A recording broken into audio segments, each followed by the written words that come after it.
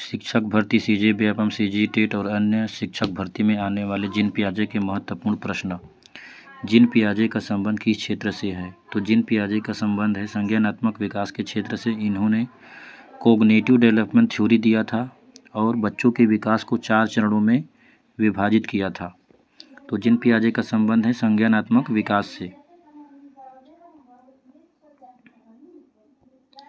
पियाजे के अनुसार बालक का ज्ञान किस पर आधारित होता है? तो बालक का जो ज्ञान है वो उसके अनुभव, उसके अंतःक्रिया पर आधारित होता है।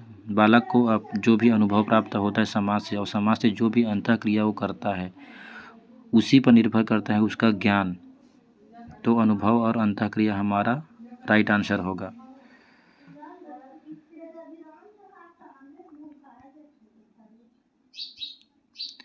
पियाजे के अनुसार बौद्धिक विकास के कितने चरण होते हैं? तो संज्ञानात्मक विकास मतलब बौद्धिक विकास के 4 चरण होते हैं। पहला होता है 0 से 2 वर्ष सेंसरी मोटर स्टेज। दूसरा होता है 2 से 7 वर्ष पूर्व संक्रियात्मक अवस्था प्री ऑपरेशनल स्टेज। तीसरा होता है 7 से 11 वर्ष कॉन्क्रीट ऑपरेशनल स्टेज। और चौथा होता है 11 से ऊपर के एज में अब्स्ट्रैक्ट ऑपरेशनल स्टेज। तो 4 स्टेज होता है।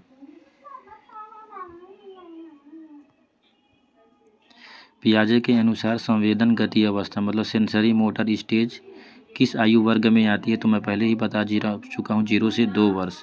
2 से 7 वर्ष में पूर्व संक्रियात्मक अवस्था, 7 से 11 वर्ष मूर्त संक्रियात्मक अवस्था और 11 से 16 अमूर्त संक्रियात्मक अवस्था। तो इसका ए जो है राइट आंसर होगा।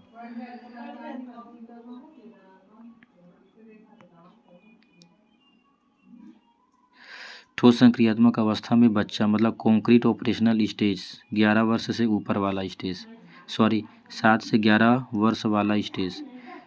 ठोस संक्रियात्मक अवस्था में बच्चा ठोस वस्तुओं के साथ जो है तार्किक सोचता है। जो ठोस रूप में उसके सामने रहता है उसी के बारे में बच्चा जो है तर्क करना सीखता है, तर्क करता है। अमूर्त वस्तुओं के प्रति वो अभी तक तर्क करना नहीं सीख पाता है 7 से 11 वर्ष की आयु में। तो आएगा ठोस वस्तुओं के साथ तार्किक सोचना। पियाजे ने अभिसमायोजन मतलब एसिमिलेशन और एकोमोडेशन मतलब अनुकूलन शब्दों का प्रयोग किसके लिए किया है? तो ये बौद्धिक विकास की एक प्रक्रिया है। एसिमिलेशन मतलब बच्चा जो कुछ भी जानता है, बच्चे के पूर्व ज्ञान से नए ज्ञान को जोड़ना एसिमिलेशन है। जैसे बच्चा एक बिल्ली को देखती है जिसके 2 कान होते हैं, 2 पूँछ होते हैं। उसके बाद वो कुत्ता को देखती है, उसके भी 2 पूँछ और 2 कान होते हैं। तो बच्चा ये जान जाता है कि बिल्ली के अलावा कुत्ते के भी पूँछ होते हैं, 2 कान होते हैं। तो बिल्ली के साथ कुत्ते का भी नॉलेज वो अपने दिमाग में सेट करती है, स्कीमा में डालती है। तो यही है एसिमिलेशन। एकोमोडेशन मतलब होता है अनुकूलन, मतलब पूर्व ज्ञान में अगर कुछ गलती हो गई है तो उसमें संशोधन करना, वो होता है एकोमोडेशन। जैसे मान लो बच्चा जो है पहले बिल्ली को देखती है तो बच्चा सोचती है कि सभी जीव जिसके 2 कान हैं, जिसके मूँछ हैं और जिसके क्या है पूँछ है वो बिल्ली होगी। वो कुत्ता को भी देखती है पहली बार तो वो बिल्ली ही समझती है।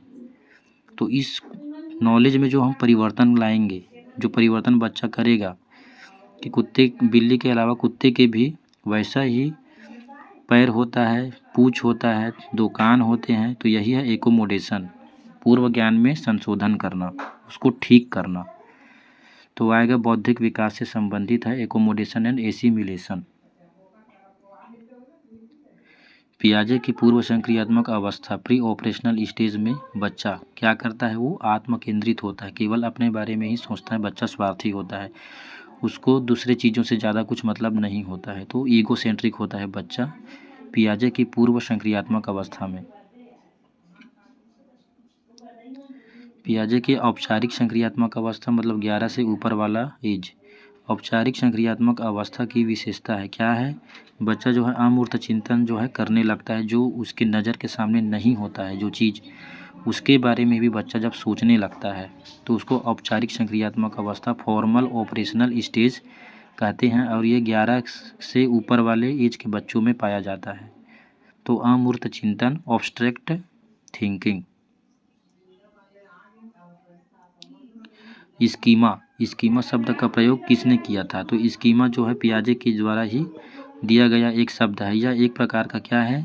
नॉलेज का क्या है? स्ट्रक्चर है।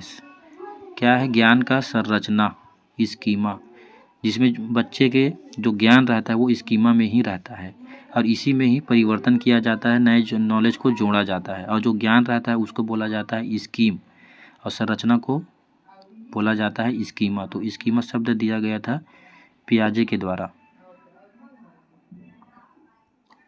पियाजे के अनुसार सीखना है, तो सीखना क्या है? तो बालक की सक्रिय मानसिक प्रक्रिया है। ठीक है, बच्चा जो है एक नन्हा वैज्ञानिक होता है, ये पियाजे का ही कथन है। इसको भी आप याद रख सकते हैं, एग्जाम में हर बार आता है। किस अवस्था में बच्चा दूसरों के दृष्टिकोण को समझने में सक्षम होता है और संरक्षण की अवधारणा के साथ संघर्ष करता है? तो दूसरों की दृष्टिकोण को समझने में असक्षम होता है कब? पूर्व संक्रियात्मक अवस्था में। ठीक है, संरक्षण की अवधारणा के साथ उसमें संरक्षण का गुण भी नहीं पाया जाता है। पियाजे के अनुसार बच्चे ज्ञान का निर्माण कैसे करते हैं? तो कैसे करते हैं? तो अपने विचारों के समायोजन के माध्यम से पर्यावरण और पहले से ज्ञात ज्ञान के बीच असंगति का अनुभव करके। ठीक है, तो इसके द्वारा वो बच्चे जो है अपने ज्ञान का निर्माण करते हैं। अपने सोसाइटी के साथ वो क्या करता है? कॉन्टेक्ट में आता है, अपने ज्ञान को एसिमिलेट करता है, एकोमोडेशन करता है और अपने ज्ञान का निर्माण करता है। अंतिम प्रश्न, निम्न में से कौन सा पियाजे के सिद्धांत का हिस्सा है?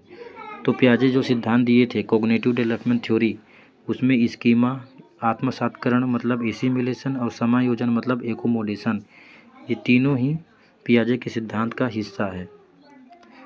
आई होप ये वीडियो आप लोगों को अच्छा लगा होगा, तो शेयर, लाइक, शेयर, सब्सक्राइब कीजिए मेरे चैनल को। Thank you.